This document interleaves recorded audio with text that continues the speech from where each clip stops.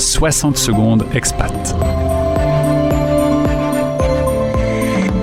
L'info de la mobilité internationale, présentée par Alix Boquet. La rentrée scolaire est un rituel partagé aux 4 coins du monde, mais qui diffère énormément selon l'endroit. En France, elle a lieu début septembre, mais cette date n'est évidemment pas universelle.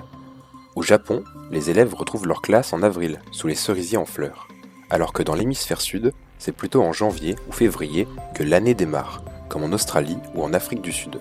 La rentrée peut aussi varier pour des raisons religieuses dans certains territoires, ou selon la région, comme en Allemagne où la décision est prise indépendamment par chaque land. Au-delà des dates, ce sont les traditions et la vision du retour à l'école qui peuvent surprendre selon les pays. En Arabie Saoudite, les premiers jours se passent sans cours dans une ambiance festive avec fleurs et jeux.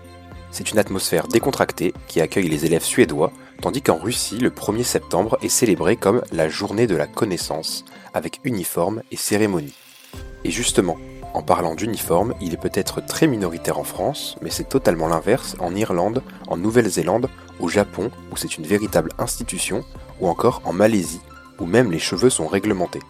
Il y a finalement autant de manières différentes de faire sa rentrée qu'il y a de nations, et même après, les rythmes scolaires ne se ressemblent pas.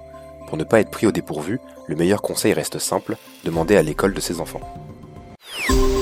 Tous les podcasts concernant la mobilité internationale sur fdlm.fr. Également sur YouTube en cherchant Français dans le monde.